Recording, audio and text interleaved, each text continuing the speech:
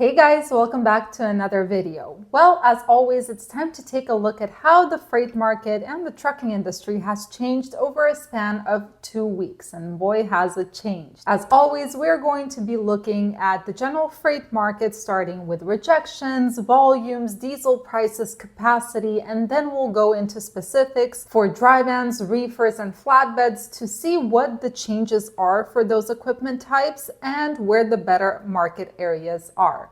Ready? Let's go!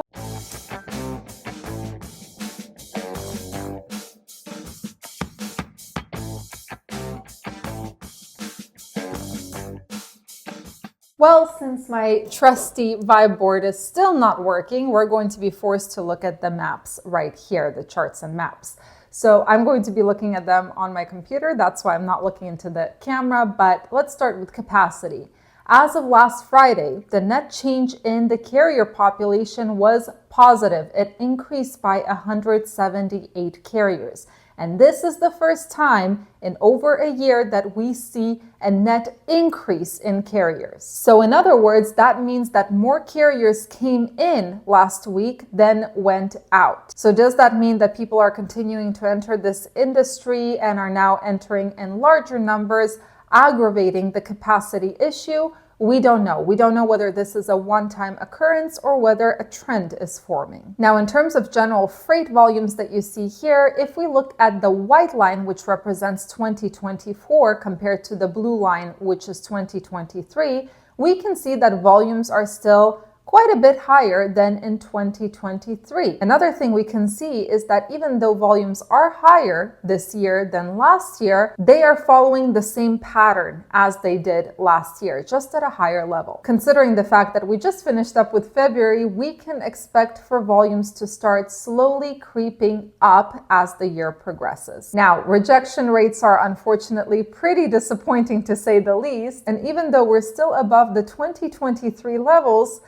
we see that there's a crash in rejections from somewhere in mid-February until the beginning of March. But recently, just over the past couple of days, we see that rejection started going up again. Currently, rejection levels are at 3.99%, which, let's be honest, it's extremely low. So if we look at diesel prices, we can see that diesel has skyrocketed from the end of January, and then somewhere mid-February, they started making a U-turn and going down. However, in the beginning of March, as you can see, there is another uptick in diesel prices, and currently we're at $4.07 per gallon on a national average. All right, now let's take a look at the specifics, and we're going to start with dry vans. So let's start by looking at the spot market load volumes. So on the spot market, we see that very slightly, the dry van volumes increased. But if you look at the black dotted line, which is the 5-year average, 5-year pattern, we can see that it looks like the trend is to push those volumes down. Now, sadly, dry van spot rates are also below 2023 levels. And even though week over week, there was a tiny little jump in dry van rates, about 1 cent per mile, currently we're still seeing $1.85 per mile on average. And this is including those short hauls that usually pay a bigger rate per mile. All right, so now let's take a look at the general market situation to figure out where are the relatively better areas to be in if you have a dry van. And again, we're looking at 4 maps. One is the outbound tender rejection index. The other one is the volume index. Then we have the load to truck ratio pretty much. And finally, the inbound rejection index. Well, the first thing I want to bring to your attention is that Idaho is no longer a place to be, a relatively better place to be if you have a dry van.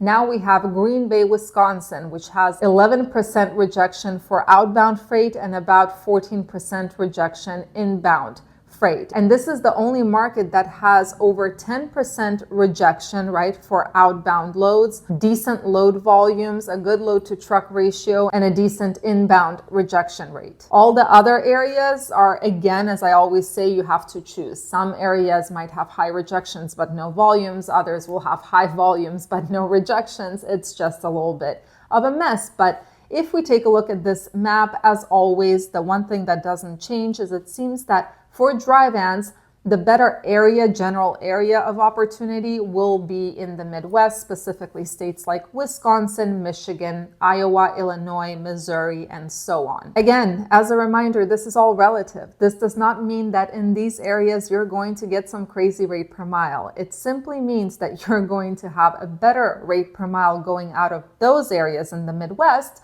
than you would from a place like, I don't know, Seattle, Washington, if you can see it's completely dead, or Las Vegas, Nevada. All right, so now let's focus on reefers for a moment, and we're going to start with the spot market volumes. So as you can see, volumes have been pretty much flat for reefers this year and below those 2023 levels. Now, if we take a look at reefer spot rates, we can see that there is a pattern where rates keep sliding down. Currently, reefers are getting paid on average $2.15 per mile, which is ridiculous and below 2023 levels. It's ridiculous considering the fact that this average includes those short hauls that pay up to $5, $6, $7 per mile. So what about the market in general? Where do you need to be if you're a reefer operator in order to be in a relatively better position than your competition? Well, Idaho is still a relatively better place with an outbound rejection of 14.5% and an inbound rejection of over 32%. A lot of people don't want to go to Idaho. But something to note is that Idaho has gotten significantly worse week over week for reefers, even though it still is the relatively better place to be. And believe it or not, Idaho is the only market area that hits all 4 criteria: higher outbound rejections, normal volume, more loads than trucks, and high inbound rejection rates. All right, finally, let's talk about flatbeds, starting with spot market volumes. And if we look at this chart, we saw that they did increase a little bit. And while they are close to 2023 levels, they're not quite there yet. Now, let's take a look at spot rates for flatbeds, and we see that they have gone down a little bit week over week. And currently, flatbeds are getting paid on average $2.42 per mile. All right, since I don't have the cool charts that Sonar makes for flatbeds, let's take a look at 3 maps that I made using TruckStop data.